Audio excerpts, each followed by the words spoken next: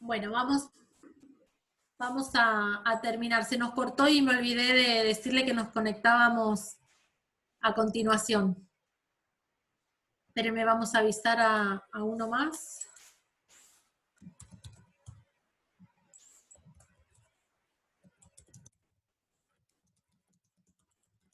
Ahí está. Bueno, vamos a terminar la idea entonces.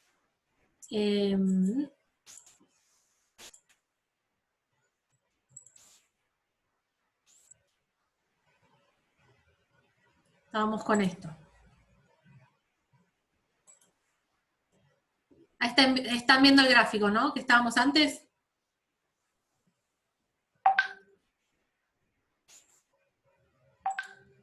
Sí, bueno. Entonces,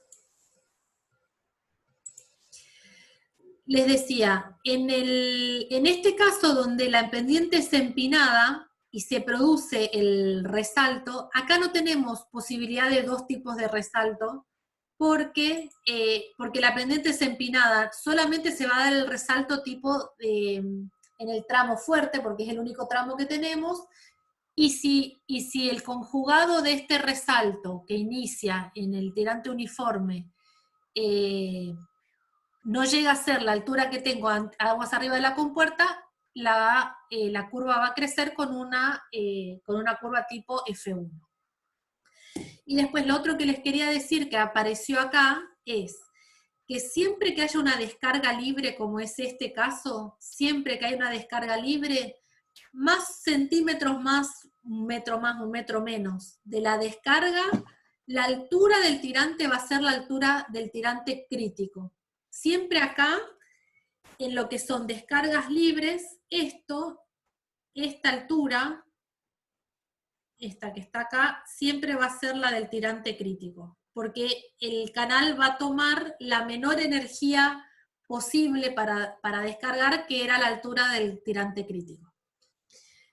Con estas condiciones y estos análisis que hicimos recién, ustedes van a poder resolver, digamos, a mano alzada y de antemano cualquier tipo de configuración como esto. Es decir, ¿qué pasa de una pendiente débil a más débil a fuerte? O de una fuerte a débil a menos débil.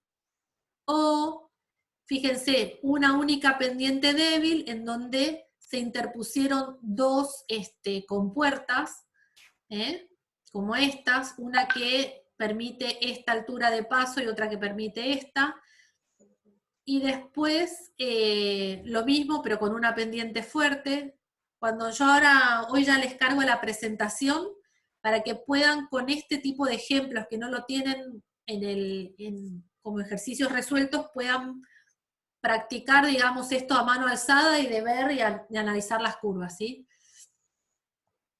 El ejercicio 49, que se los voy a relatar un poco de cómo se resuelve, es parte de lo que hicimos hoy. Es decir, van a tener cada tramo de pendiente, van a tener la configuración del tipo de canal, el caudal, la rugosidad que tienen, y de datos les dice que acá hay una compuerta que deja una apertura de paso de 0,3 metros y que aguas arriba de la compuerta el tirante toma la altura de 2,6. ¿Cómo se resuelve esto? Bueno, en cada tramo el tirante uniforme. Después, para todo el canal su tirante crítico, y una vez que tienen eso, aplican lo visto recién, ¿sí? Acá lo tienen el resultado, digamos, de cómo sería esto. En línea de raya, raya y punto, tienen el tirante crítico y cada tirante uniforme de cada tramo. Acá es 12,56, con lo cual, digamos, concluyo que el primer tramo es un tramo débil. En el segundo caso, el tirante uniforme les va a dar 0,795, con lo cual concluyo que acá es una pendiente fuerte. Y en el tramo 3, el tirante y 0,3 es 8,14, mayor que se ve que el tirante crítico, entonces de nuevo vuelve a ser una pendiente débil.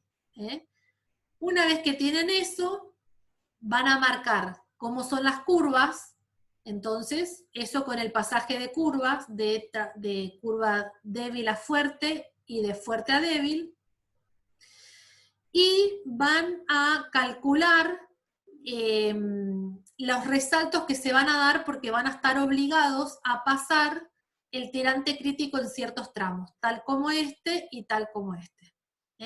Esa sería la forma de resolver el ejercicio. Yo les pongo acá que el ejercicio del 9.46 al 9.50, ustedes después chusméenlo, son de este tipo.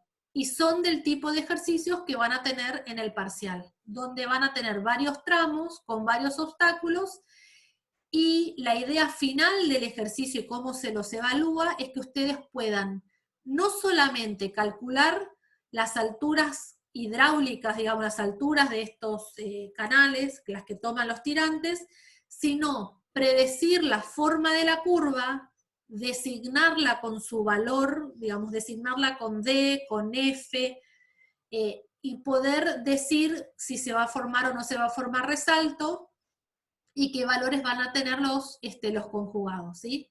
Esa es la idea final de cómo se evalúa cuánto saben ustedes de este tema o no. Esto entonces después tienen para practicar del ejercicio 9.46 al 9.50. Y lo último que nos queda, que lo vamos a terminar y ya terminamos la clase de hoy, es lo que les decía en canales con cambio de sección. Entonces,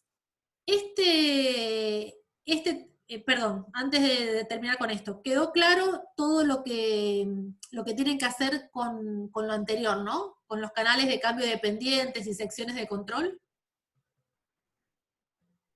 ¿Cómo lo tienen que estudiar? Sí.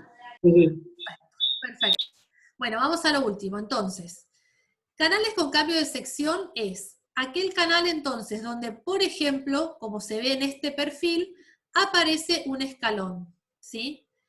La aparición de este escalón que tiene una altura X, ¿sí? Es un cambio que se da gradualmente con esta pendiente que se ve acá, en una corta longitud, pero ¿a qué voy con gradual? Si bien se da en una longitud corta, no es tan brusco como para que se provoque un desprendimiento de la capa límite. ¿Se acuerdan que era lo que habíamos visto en los casos de las cañerías, o en los casos donde vimos todo el tema de flujo y desprendimiento de capa límite? Sino que se da de una manera gentil, por decir así, en un tramo corto, pero digamos, no brusco. ¿Qué quiero decir con esto? Eso nos va a permitir despreciar las tensiones tangenciales y trabajar con este flujo como si fuera potencial, es decir, no hay, digamos, estoy fuera de la zona donde las tensiones de corte eran importantes. Como esa hipótesis de trabajo, se puede aplicar la ecuación de Bernoulli entre dos puntos, como he mostrado, que está el punto 1 y el punto 2 que está acá. Ambos puntos son puntos de la superficie libre, ¿sí?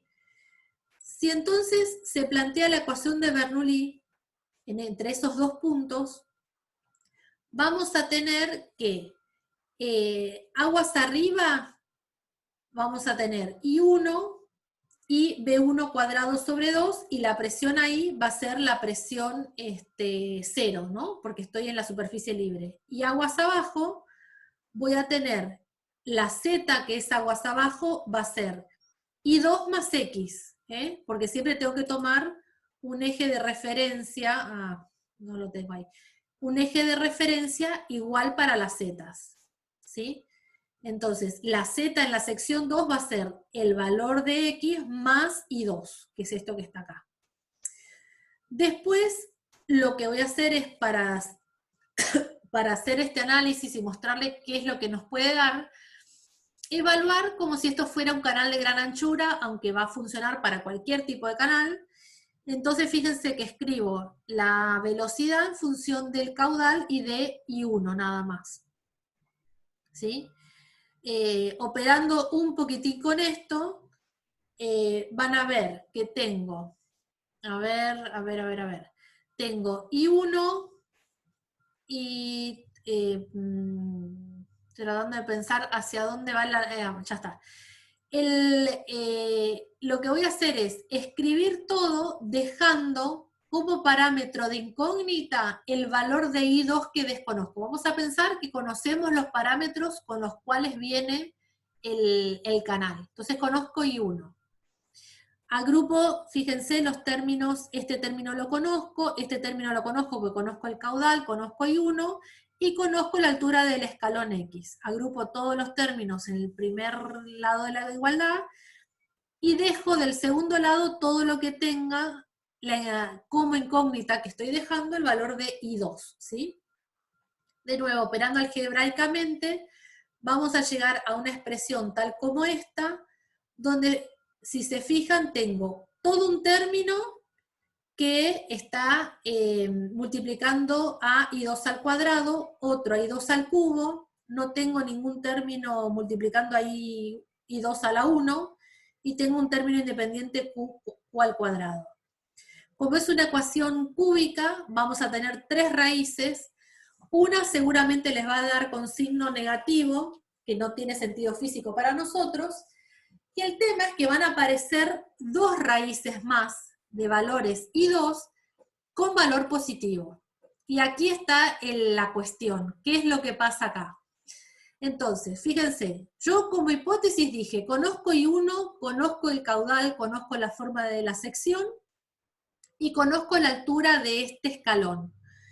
De esa manera, planteando Bernoulli entre las dos secciones, llego a esta igualdad que, si uno tuviera todos los datos ¿cómo se llama?, del problema, es una cuestión numérica donde solamente nos va a quedar de incógnita I2. ¿Qué nos va a quedar? Elevada al cubo, elevada al cuadrado y elevada a la 0, o si se aparece, o elevada a la 1, va a depender de la forma de la sección.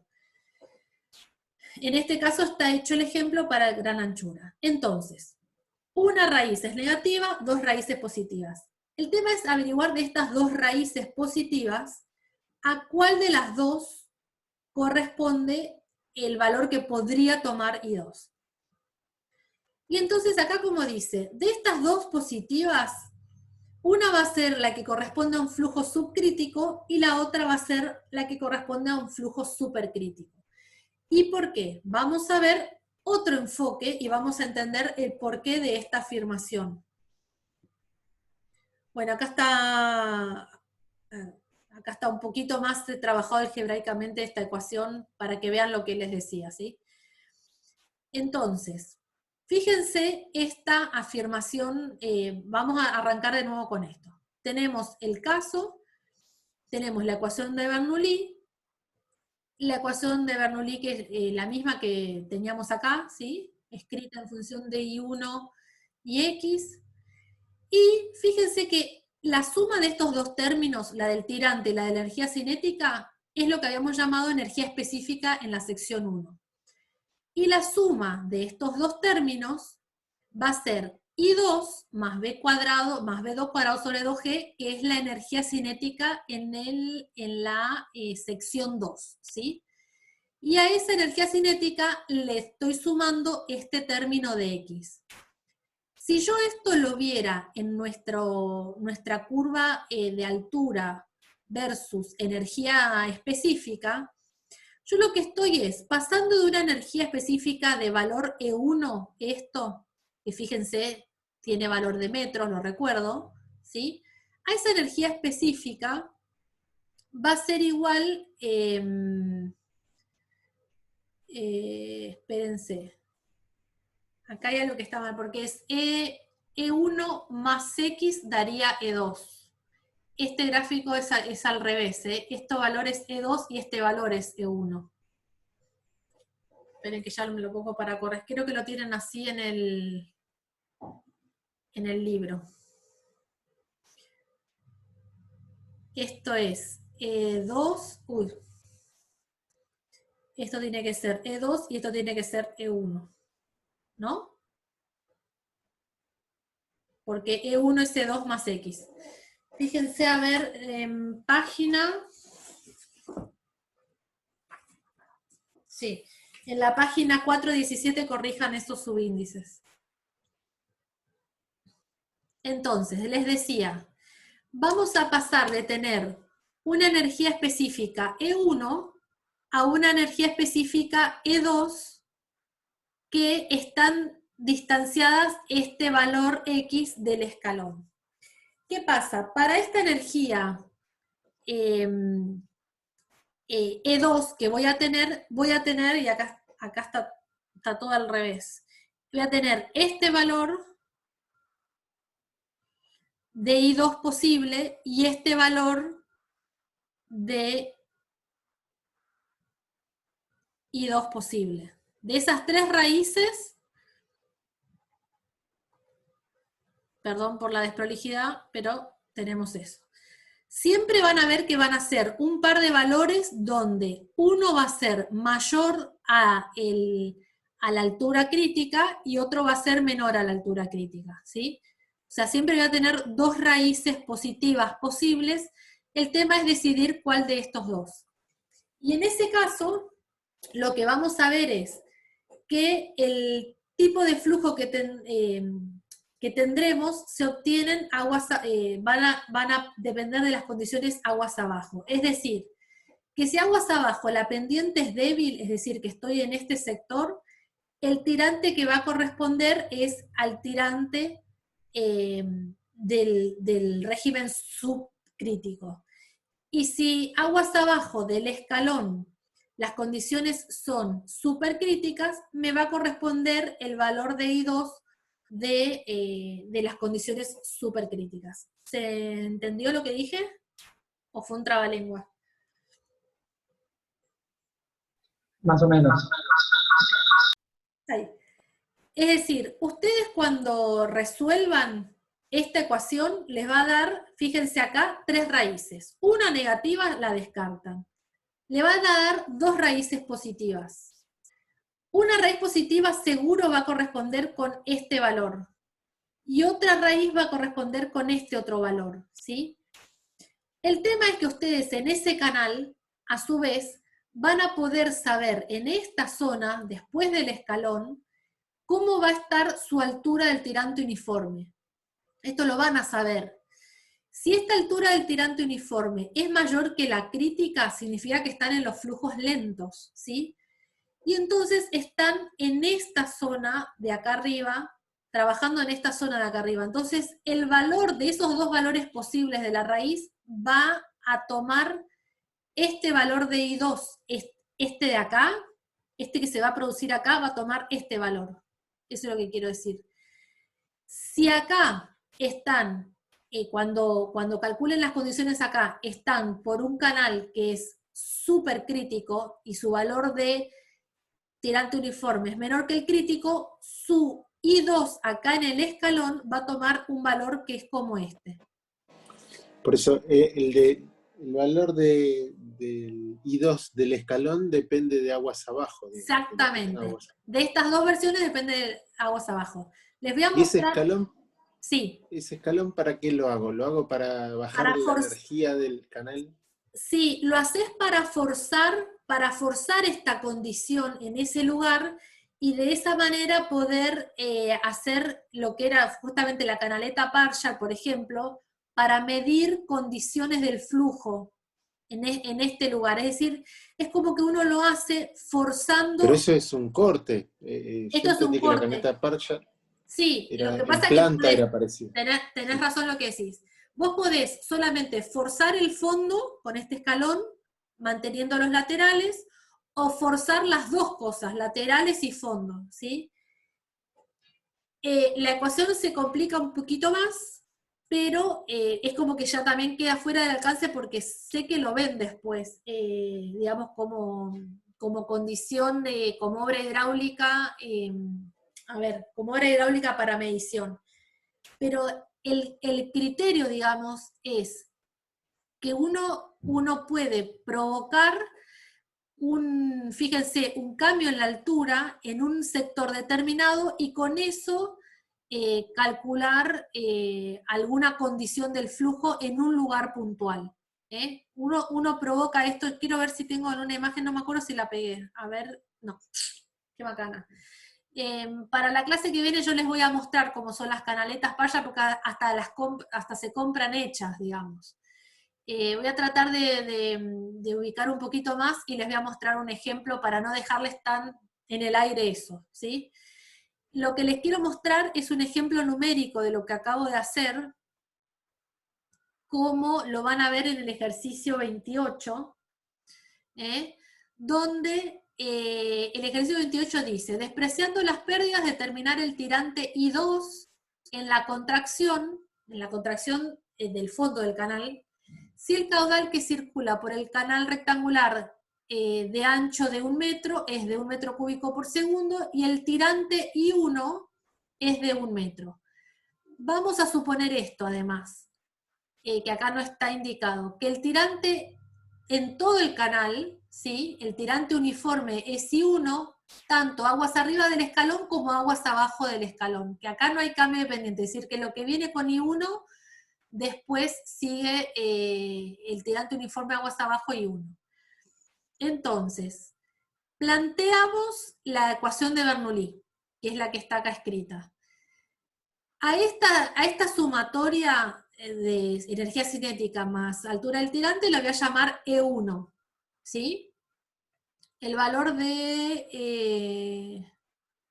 E1, ay, no la tengo acá, sí, perdón, acá, 1,051 me da para estos datos, ¿sí?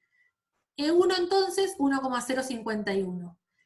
El valor de E2 no lo tengo, y, el valor de 2 va a ser el valor de 1 menos la altura del escalón, de 0,2. Entonces, la energía específica que voy a tener en la altura donde está la sección, la contraída, va a ser 0,851 metros, ¿sí?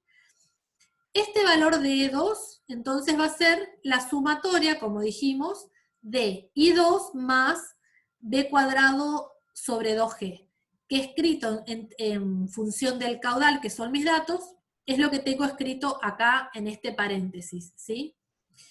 ¿Qué hago a continuación? Voy a tratar de encontrar esas 3 raíces que dije que iba a tener para el valor de I2. Acá yo lo hice con el marcad, que lo hice más rápido, pero ustedes sepan que de última lo van a tener que hacer a manopla, o con su calculadora, con la planillita Excel. Sepan que van a tener 3 raíces. Una va a ser la raíz negativa que vamos a descartar, y después vamos a tener 2 raíces posibles, que es la 0, esta que da 0,31 o 0,764. ¿Y qué pasa? De estas dos, lo que dijimos es, voy a adoptar aquella raíz según el régimen que tenga después del escalón. En este caso no está calculado el crítico, pero el régimen que tengo después del escalón es que vuelve a tomar la altura de 1 metro. Entonces, de estas dos que está acá, sin duda es la raíz que voy a tener es 0,764, porque vuelvo a tomar, del 0,76 vuelvo a crecer al 1 metro, ¿se entiende?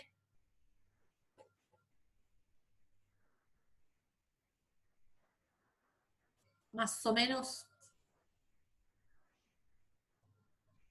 A ver. Sí, se Bueno, entendió. sí, perfecto. Y bueno, entonces, promesa, les voy a traer algo más de la canaleta Parshall para antes de la semana que viene, para explicarles un poquito más el uso de, de toda esta forma de análisis. Que quiero decirles, déjenme ver, a ver si llegué a anotar, los ejercicios que van a utilizar, los voy a anotar acá si quedan registrados. 9, a ver, ejercicio 939. 939, 942. 942. Tenía un par de ejercicios más que se hacía con este análisis. Esperen que se los trato de ubicar. 937.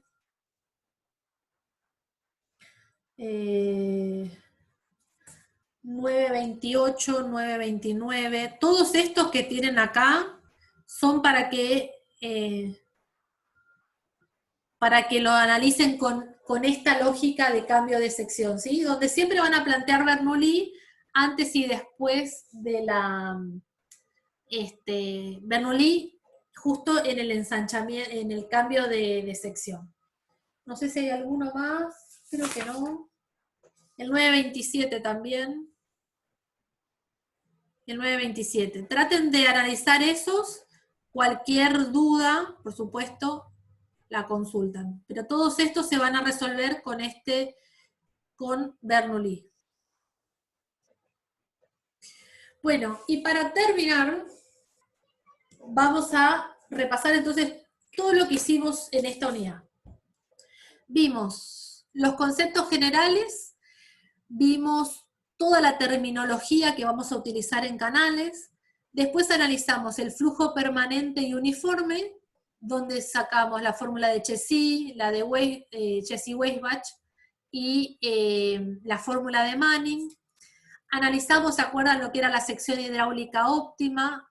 Analizamos todos los casos simples, cómo sacábamos el tirante uniforme, o si teníamos el tirante uniforme, cómo sacábamos el caudal, o cómo sacábamos la pendiente. Analizábamos qué pasaban con aquellos canales que tenían secciones compuestas con la planicie de inundación. Después vimos lo que era el flujo permanente y gradualmente variado, el FGB, donde nos dedicamos a estudiar la pendiente de la superficie libre. Analizamos esta curva de energía específica versus tirante, analizamos todas las curvas de remanso y caída.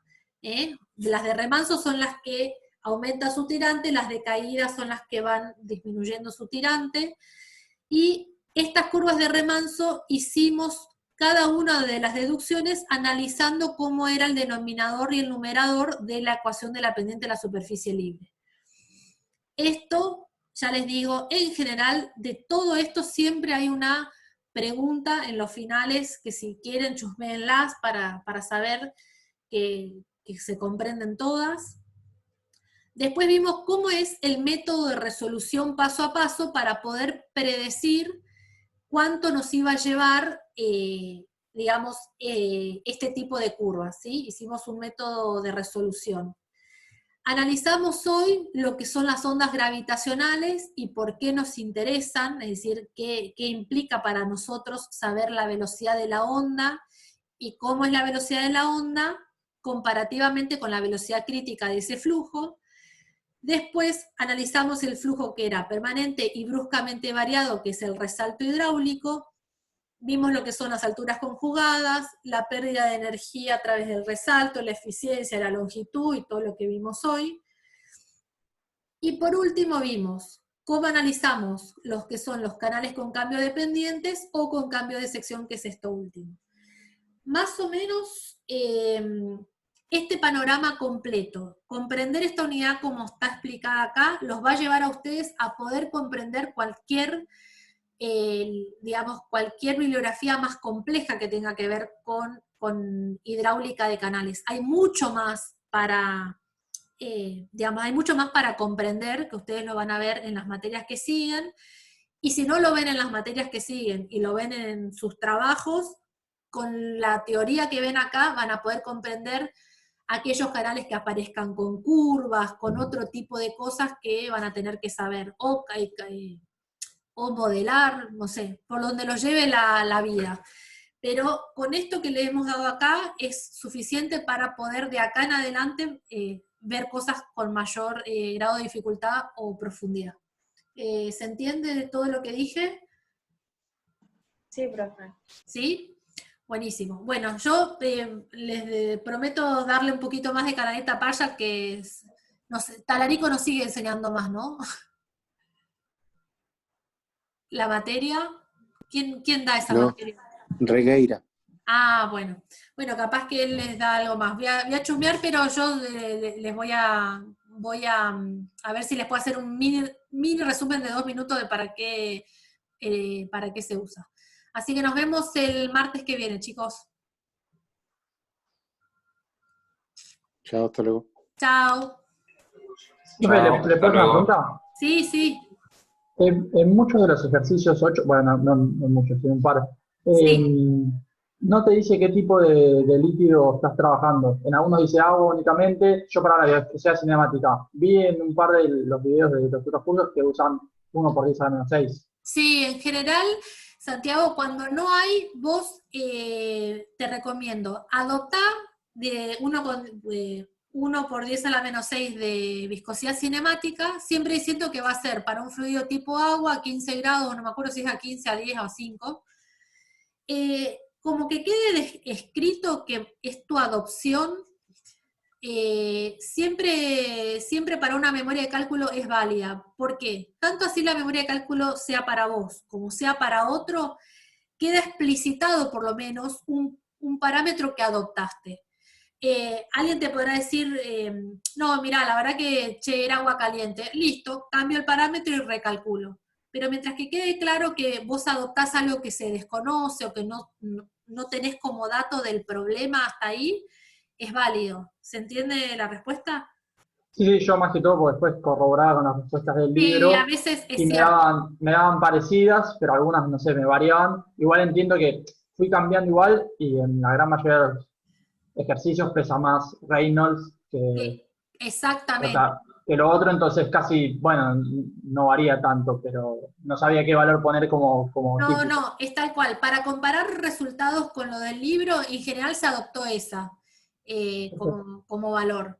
Insisto, para el caso de la vía profesional, cuando no tengas datos de tu fluido, porque a veces realmente pasa que tenés vos que avanzar y el que te tiene que decir los datos o el tipo con el que van a trabajar el fluido todavía no está determinado, bueno, vos decís, listo, yo adopto esto y con esto resuelvo. Y después de última se recalcula, pero se ve, queda como explicitado las adopciones que vas tomando.